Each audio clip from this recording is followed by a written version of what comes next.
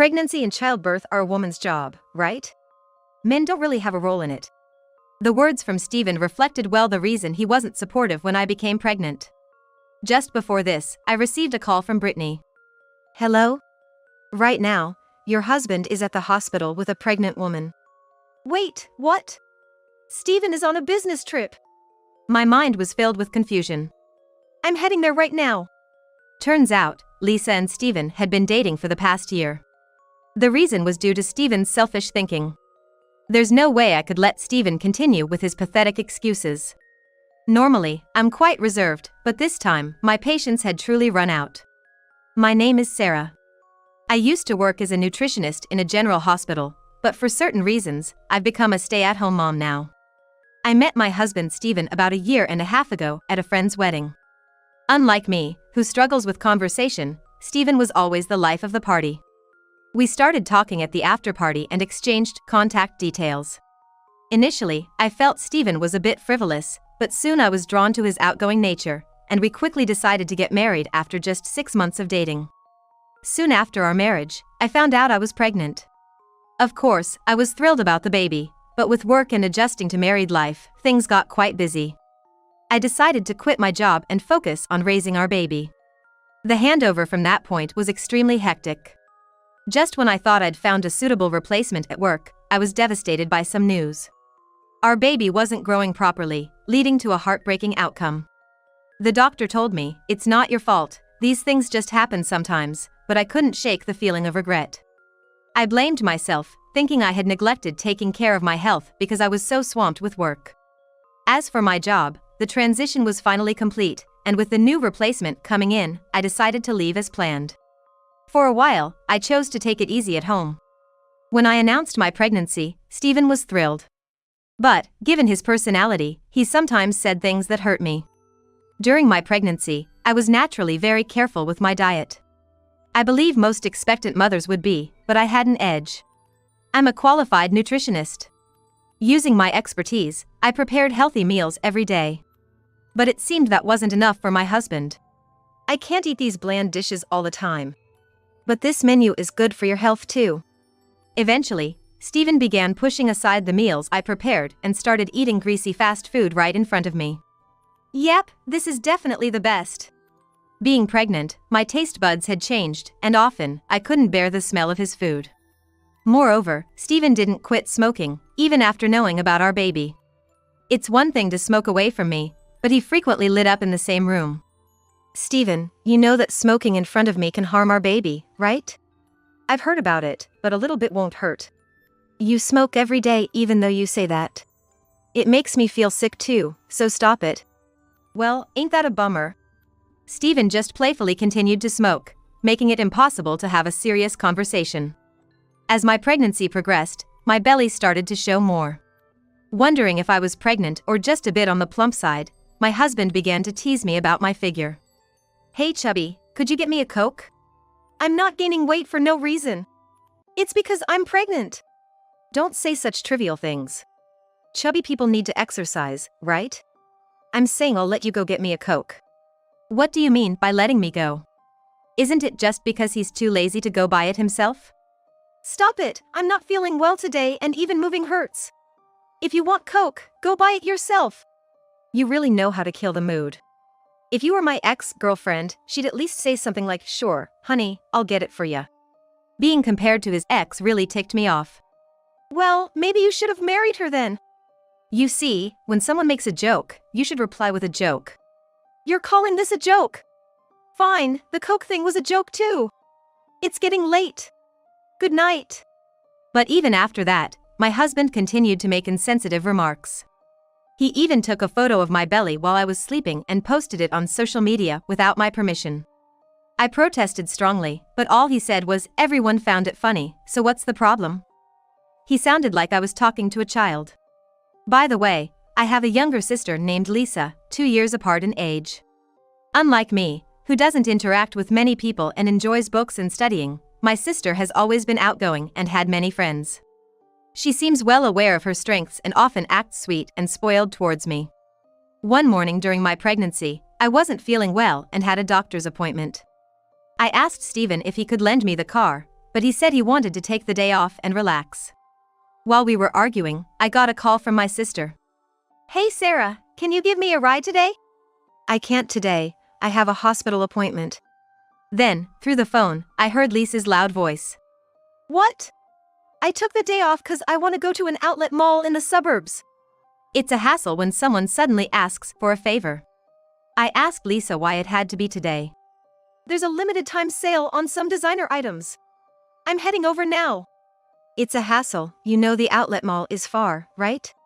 What if I miss my appointment? You shouldn't be so selfish. You want to lose friends? Anyway, I'm on my way there now. She hung up without waiting for a response. Just got a call from my sister, she wants me to drive her to the outlet mall. Just take her, Lisa doesn't have a driver's license, right? But I have a hospital appointment later. Wait, how did you know Lisa doesn't have a license? Oh, that? You told me once before. Just take her, will you? Stephen was mumbling something unintelligible. In the meantime, Lisa, who lives nearby, quickly arrived at my house. You didn't have to come all the way here, Sarah was gonna pick you up from your place. Sorry for the inconvenience. Don't just decide things on your own. I've been feeling nauseous all morning and it's been a tough day as it is. She's so narrow-minded. Put up with her even if she's such a pain as a sister. I was the one who's been dragged into this. In the end, I had to drop my morning chores to accompany Lisa on her shopping trip. I wasn't interested in the outlet mall. But Lisa, being all excited, dragged me around so much that I felt like I might throw up. Our shopping took way longer than planned. I had to rush to drop her off, and I ended up being late for my doctor's appointment. Even when I got home and complained to Stephen, all he said was, "At least you were able to help out your sister," brushing it off casually. After the matter of the pregnancy ended, it took me a while to recover. For some time, I would tear up just seeing mothers with small children. Meanwhile, Stephen said he was gonna go see a friend's newborn and left the house. I decided to spend my day off relaxing and absent-mindedly scrolled through my phone all day. Eventually, Stephen came back home. The baby was so cute. Look at this picture. Sorry, I'm not in the mood to see baby pictures right now. It's supposed to be a happy occasion. You don't like seeing babies? Are you even a woman? His words deeply hurt me. It felt like he was implying that since I couldn't have a baby, I wasn't a true woman. Despite my subtle refusal, Stephen kept showing me the picture. The baby on his phone was indeed very adorable. I felt tears welling up in my eyes. See, I told you the baby is cute. You're even getting emotional about it. Yes, babies are adorable. I wanted one too. But right now, the pain of losing my baby is too much for me. Like I care. Your main role is to give birth. It's your fault you failed. I finally broke down crying. Stephen didn't seem to understand how I felt and continued to complain to a friend over the phone about our situation. So, what happened after all of that? One day, while spending a weekday at home, I received a call from a friend who works at a children's hospital. Hey, I saw your husband at the hospital with a pregnant woman. What? Stephen is on a business trip. Really? Well, congrats. The woman next to him is your sister. He's accompanying her, such a sweet husband. I haven't seen my sister in about 6 months and had no knowledge of her being pregnant. Are you sure, Brittany? Isn't it someone else? I don't think so. I clearly remember the wedding pictures you showed me at your place. I'm pretty sure it's your husband and your sister. I'm heading there right now. I quickly hung up the phone and headed to the hospital. I met Brittany when she was doing administrative work at a general hospital. Since we lived close by, Brittany took the initiative to start our friendship. Later, Brittany, who has a child, switched jobs to work at the hospital closer to her home. Even so, our friendship continued, and now we frequently visit each other's homes. She had joyfully looked at my wedding photos, which we often shared. Being the positive person she is, she probably realized my husband was accompanying my sister and called to congratulate me. I rushed to the hospital in my car. Just then, Stephen and Lisa were coming out of the entrance. I decided to try one of Stephen's favorite jokes on them. I appeared before them and said, "Congratulations on the pregnancy. What a lovely couple you make." Both of them looked startled, glancing at each other. Lisa's voice checked Steven as he tried to brush it off casually. You haven't told Sarah about us yet, have you? Lisa sighed and suggested we go to a nearby cafe. Of course, I agreed and drove them to the cafe. Lisa, aren't you single? Do you have a baby on the way? Yes, it's Steven's baby. What do you mean? Why is there a baby between Steven and you? We've been dating for the past year. I was shocked by Lisa's words. That would have been around the time we got married. Would that mean Steven was seeing both of us at the same time? People might call it cheating, but I was serious about it. Seriously? Then what was our married life all about? I enjoyed our time together, but I kinda got tired of just being with you. Steven says he prefers me. Their casual conversation gave me an intense feeling of discomfort. Apparently, during our wedding, Steven had taken a shine to Lisa, who's vibrant and outgoing, and they began communicating afterwards. It seems for Steven, our wedding was just another place to pick up women. To think he'd approach another woman at his own wedding. Lisa is cuter than you and she's more fun to be around. It was only natural for me to fall for her at first sight. Steven said it without a hint of shame. I thought it was an opportunity when you got pregnant right after our wedding. It was the perfect time to get closer to Lisa. When you were pregnant, things we could do became limited and it got boring at home. That's awful. So, that's why you weren't supportive during my pregnancy. What do you mean by supportive? Pregnancy and childbirth are women's business. Men don't have anything to do with that. He's right. Maybe you relied too much on Steven. Certainly, when I was pregnant, I didn't have much time or emotional space. But, is that a reason for someone to cheat? I began to realize my feelings for Steven were waning. Besides, you started to get all gloomy when you had trouble with your pregnancy. I can't stand seeing that kind of negativity every day. Yeah, I get it. But unlike my sister, my pregnancy is going smoothly, and I'm gonna give birth to a healthy baby. See, younger women are just better. At that point, I thought, there's no reason to accommodate this guy anymore. I felt determined to act on my feelings. Got it. Let's get a divorce. I thought it was an obvious decision, but Steven seemed visibly shaken. Why the sudden decision? Can't you think it over? I couldn't quite grasp what Steven was saying. Why? Aren't you planning to raise a child with Lisa from now on? I'll continue dating Lisa. But I want my home to be with Sarah. Both Lisa and I asked in unison, why? Lisa is great to look at and we get along, but she doesn't work or do any chores, living at her parents'. I can't support her on my salary alone. So, you're saying you want to split the bills like we always have and occasionally visit Lisa? Yes. Don't you think that's the most peaceful solution? Lisa and I replied in sync, no, we don't. You think there's such a convenient arrangement? That's just not acceptable. Lisa and I were our little secret, you know? It added some spice to my life. Steven's voice trailed off towards the end. Steven, was that all your commitment worth? You never do anything at home, Lisa. And you're always wanting this lavish lifestyle. I have a lifestyle that suits me. My parents are still supporting me without complaining. I could see that. My parents have always spoiled my sister, treating her like a princess. As a result, Lisa has always had high standards and a penchant for luxury. Even today, despite her noticeable baby bump, Lisa is pushing herself to wear high heels, and she's paired them with upscale bags and accessories to match. Not working and soon to be on maternity leave, such a lifestyle for Lisa seemed unreasonable. But that didn't mean I pity Steven. No, Steven. I won't settle for a life like this. Let's get divorced. I'll find a divorce lawyer right now. We'll split our assets 50-50. Let's discuss further through a lawyer. Steven's eyes widened. You're gonna strip me of my money too? You're 100% the reason for our divorce. Own up to it. What am I gonna tell my parents and the company? Lisa interrupts. Just tell them you married someone new. Think I can just say that? Come on, Steven, you were joking earlier, right? Now that I'm pregnant, you're gonna marry me, aren't ya? Yes, I bless your union with Lisa too. From behind Steven and Lisa, a silhouette approaches. Brittany, who finished her work, has joined us. I had texted her the location of this place. At a table for 4, Steven and Lisa sat on one side, and I sat opposite with Brittany. I'm Brittany. I've been good friends with Sarah. You're accompanying Sarah's sister to the hospital? That's so sweet of you. Brittany, clueless about the situation, beams with a smile. Stephen and Lisa clearly looked uncomfortable. Well, the thing is… Stephen looked at me with desperate eyes. I coldly ignored his gaze. Tell the truth, Stephen. The thing is, I'm the father of Lisa's baby. What do you mean? Isn't Lisa here Sarah's sister? Brittany looked back and forth between me and Lisa.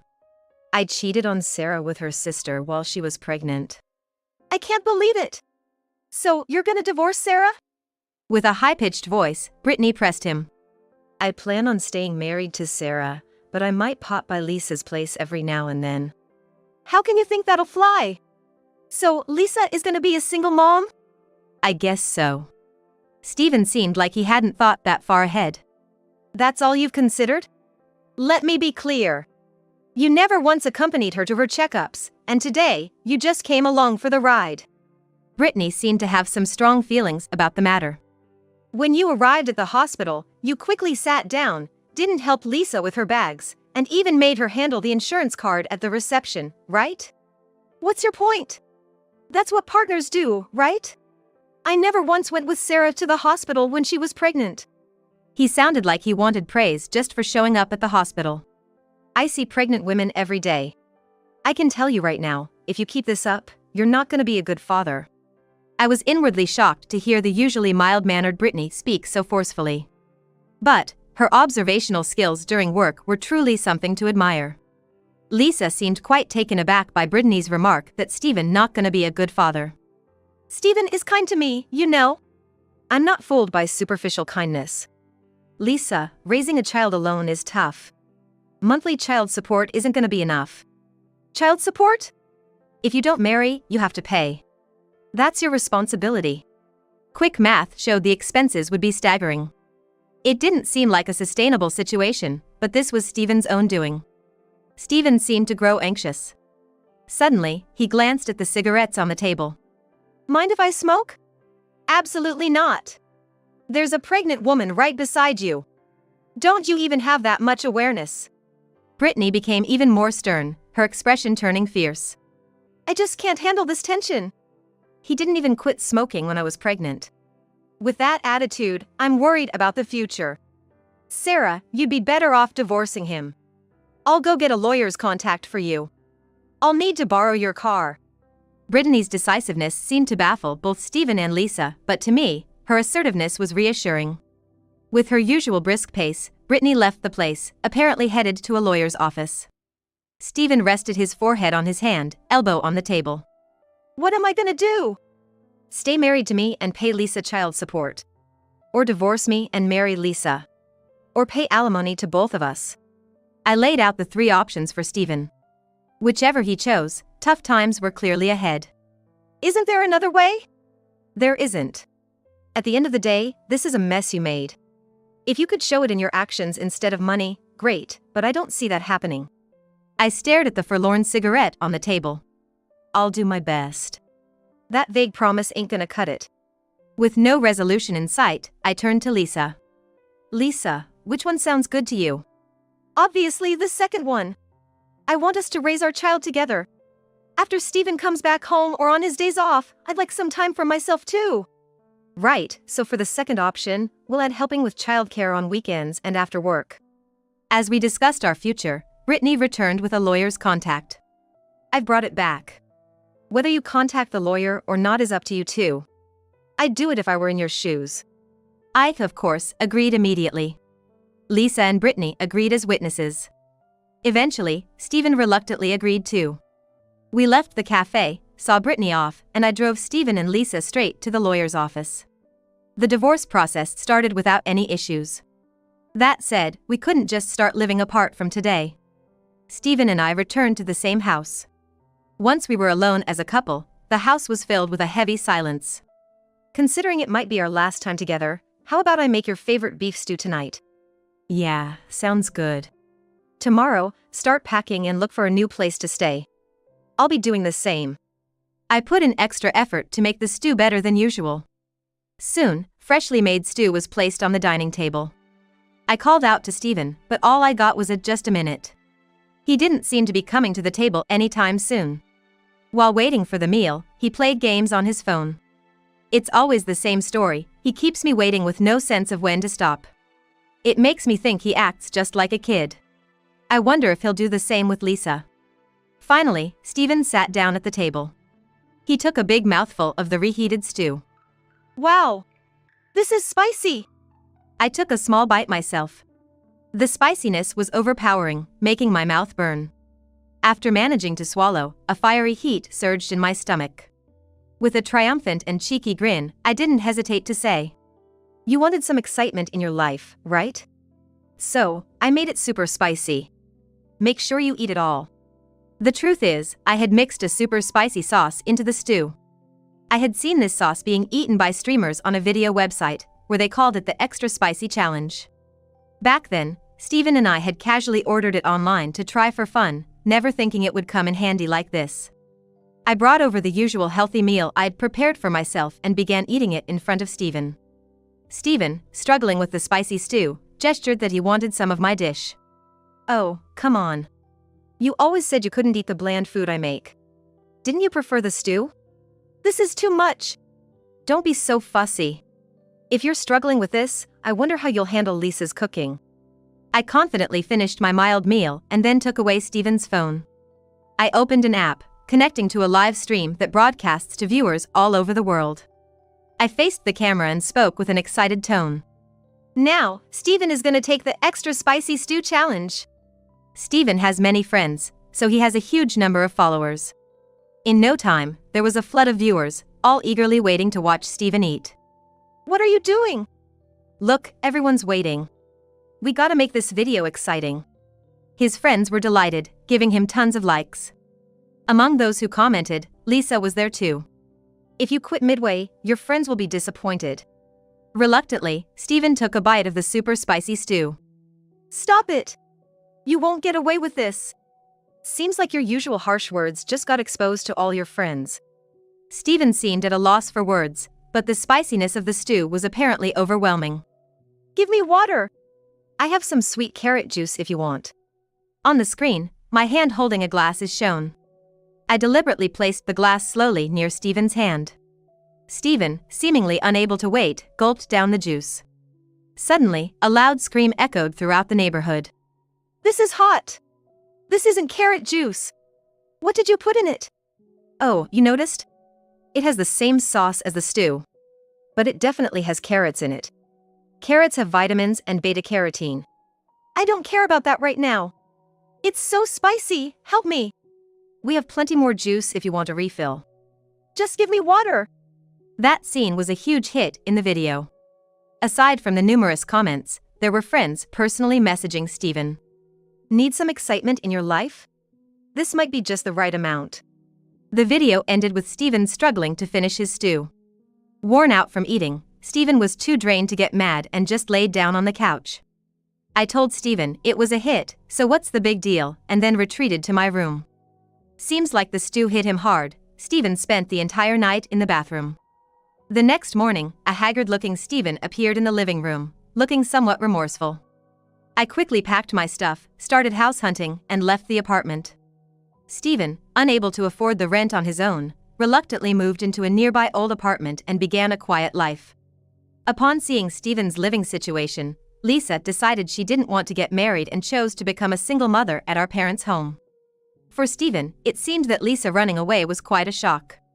He probably realized that what Lisa had truly dreamt of wasn't marrying him, but leading a lavish and glamorous life. Of course, Lisa is relentlessly seeking child support. I started working at the hospital where Brittany works. It's reassuring and quite comfortable working alongside colleagues I get along with.